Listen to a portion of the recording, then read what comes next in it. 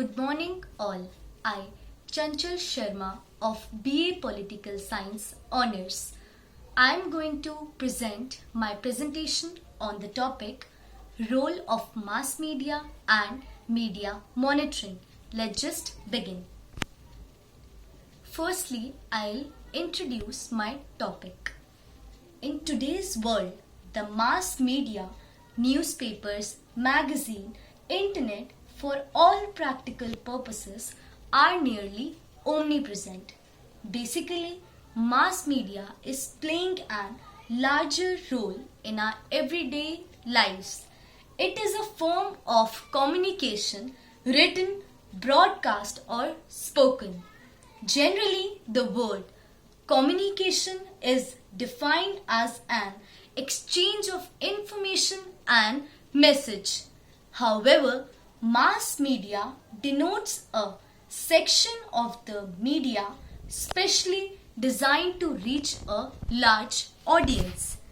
This term was coined in the 1920s with the advent of nationwide radio networks and of mass circulation newspapers and magazines. The mass media audience has been viewed by some commentators as forming a mass society with special characteristics, notably atomization or lack of social connections, which render it especially susceptible to the influence of modern mass media techniques such as advertising and propaganda. The mass media system has controls, media monitors whom ensure that bad messages are cut down or eliminated. These include regulators, pressure groups and gatekeepers. The press or print media is the oldest form of present day's mass media, which came into being after the introduction of printing press. Radio or broadcast media, television or telecast media and internet or web media are the other important forms of mass media. Now, I am going to tell you about the definition of mass media. Mass media is the communication that reaches and influences a large number of people. For example, Google, newspaper, television, etc. Now, I am going to explain the history of mass media. The history of mass media can be traced back to the days when dramas were performed in various ancient cultures. This was the first time when a form of media was broadcast to a wider audience. The first dated printing book, known as the Diamond Sutra, printed in China in 868 AD. Although it is clear that books were printed earlier. Movable clay type was invented in 141 in China. However, due to the slow spread of literacy to the masses in China and the relatively high cost of paper there, the earliest printed mass medium was probably European popular prints from about 1400. Although these were produced in huge numbers, very few early examples survive, and even most known to be printed before about 1600 have not survived. The term mass media was coined with the creation of print media, which is basically the first example of mass media. As we use the term today, this form of media started in the Europe in Middle Ages. The notion of mass media was generally restricted to print media up until the Second World War, when radio, television and video were introduced. During the 20th century, the growth of mass media was driven by technology, including that which allowed much duplication of material. Physical duplication technologies such as printing, newspapers, record pressing at low prices to huge audiences. In a democratic society, the media can serve the electorate about issues regarding government and corporate entities. Some people consider the concentration of media and ownership to be a threat to democracy. Now, I am going to tell you about the types of mass media. So basically, there are 6 types of mass media. First, print media. Next, newspaper media. Next, electronic media. Next, broadcast media. Next, television media. Next, new media. Now, one by one, I will explain all of these. First, print media. It includes newspaper, magazines, brochures and pamphlets. Usual media like photography can also be mentioned under this subhead, since photography is an important mass media which communicates via visual representations. It is said that electronic or new media have replaced the print media. There exist a majority of audiences who prefer the print media for various communication purposes. Public speaking and event organizing also considered as form of mass media. Next, newspapers media. Indian print media is one of the largest print media in the world. It all started with the publication of Bengal Gazette from Calcutta in 1780 by James Augustus Hickey, which is why he was considered as the father of Indian press. Professionals of the stream are staff correspondents, news editors, chief editors, political commentators, cartoonists, content writers, etc. The press should be a watchdog and act as a catalytic agent to hasten the process of social and economic change. Today's age is the age of technology. It would be best to compare the print media with the electronic media or e-media. Now, more than 5,000 newspapers are published daily in nearly 100 languages in India. Not everybody can't afford to have computers or other means to foster electronic media, while print media and especially newspaper is probably the cheapest and easily available resource. Another reason for the accessibility of print media is that it is available in some other languages. Next, electronic media. It means the media which can be operated by electricity, but in larger sense, it is the electronically transferred data. For many people, it is impossible to imagine life without their television sets, be it daily news or even the soap operas. Next, broadcast media. In India, actually began about 13 years before air came into existence.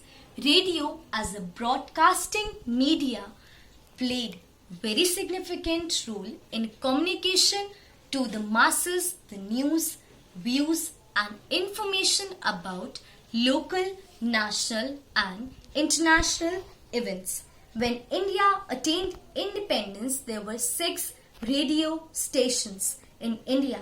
Today, it has 415 stations educating and entertaining people in about 23 languages.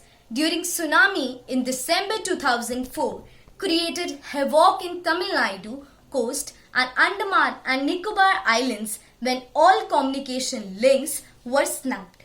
When in June 2013, UK was lashed by heavy rains caused widespread loss of life at that time, air was the only medium for the villagers, for all the people. Television connectivity is not available across the entire country, but radio reaches to 99% of the people.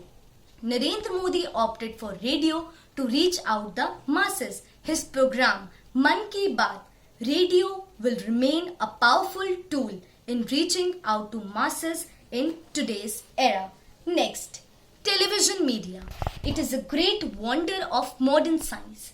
It is one of the most important invention of science which has absorbed millions of minds. It has both entertainment and educational utilities. People feel that life is meaningless without an educational television set. Television programs have huge educational value because there are programs for doctors, teachers, and for other professions also. There are educational programs showing developments in science, agriculture, art, etc. Television first came into India named as Doordarshan in 1959. The Ramayana and Mahabharat was first programs telecasted through Doordarshan. ZTV was the first private-owned Indian channel to broadcast over cable. Next, new media. With the advent of new technologies like the internet, we are now enjoying the benefits of high technology mass media, which is not only faster than the old media but also has a widespread range. Mobile phones, computers and internet are new age media. Internet has opened up several new opportunities for mass communication, which includes email, websites, internet, TV and other mass media which are blooming today. Now, I am going to tell you about the impact of social media on our Indian society. So, first, social media has played a pivotal role in knitting the fabric of the Indian society. Next, social media has transformed the Indian society from a naive society to a more nature society. Social media has given the Indian people a platform to raise their voices against injustice and inequality. Next, social media creates a sense of awareness among the people who once very ignorant of important matters. Next, role of media. First, it plays a very crucial role in supplying citizens with full and fair account of the news. It also helps in building peace, social consensus. It plays a positive role in democracy only if there is enabling government that allows them to do so. Next, it appears as a watchdog and as a guardian of public interest. Next, media monitoring. Basically, before media monitoring, I want to tell you about some principles of mass media. First, all mass media have business interest. Second, mass media have intended target audience. Next, mass media have some kind of codes and inventions. Next, mass media construct reality. Next, mass media contains values, beliefs and ideologies. Next, mass media convey messages. Some of these messages are explicit while other messages are implicit in nature. Unintended messages are very part of the messages structure. Next, a new mass media technology will initially borrow the content and imitate the convention of mass medium that is currently dominant in a society. Now, I am going to tell you about the media monitoring. It is the process of tracking, reading, watching or listening to the editorial content of media sources on a continuing basis and then identifying, saving and analyzing content that contains specific keywords or topics. monitoring editorial content of news sources including newspapers, magazines, trade journals and internet is by far the most common type of media monitoring, and this form of media monitoring is called news monitoring. Next, before conclusion, I want to tell you about who controls the media. It is the primary factor that must be considered before initiating a media monitoring project. First, state-controlled media. Television, radio, newspaper owned or controlled by the state should be held to the highest standards of accuracy and fairness, objectivity and balance. All state-owned and state-controlled media have an important obligation to provide citizens with accurate and balanced coverage regarding of which political parties are in power. Second, private broadcast media. Some television and radio stations are privately owned, and the owner's right to freedom of the press should preclude government interference. Privately controlled broadcast media should be held to high standard because of the influence of broadcast media over public opinion and because of the public nature of transmitting electronic program. Third, private print media. Privately owned newspapers are usually treated differently by media monitor than state-controlled media and private broadcast media. When considering media bias and access, it is important to determine whether the government creates barriers that hinder press freedom, example, licensing requirements, etc. Next, online media monitoring. The growth of internet and World Wide Web in the 1990s gave rise to online media monitoring services such as Cyber Alert, one of the pioneers of computer-based processes to monitor online news sources. Online media monitoring services deployed specialized software called robots. Once the software has compiled the content, it identifies all the news article or social media post. Next, monitoring political coverage on the internet. The internet is becoming a source of political information and may be a focus of media monitoring. There are a variety of sources on the internet to consider for monitoring purposes, including news services that cover every subject and every relevant issues. Media monitoring develop a list of websites to monitor regularly using methodologies similar to those that use for newspapers. So, at last, I want to conclude my topic with a very good conclusion. The need for an independent and control-free press is really essential in a vibrant democracy like India. The Indian government's stance on the rural media has been hotly debated. Ever since our constitution maker started framing the Indian constitution, media is the fourth estate of democracy and it plays a pivotal role in ensuring justice and benefits of the government policies reach the interior sections of the society. Thanking you. Thank you. It's all about my presentation. Have a nice day.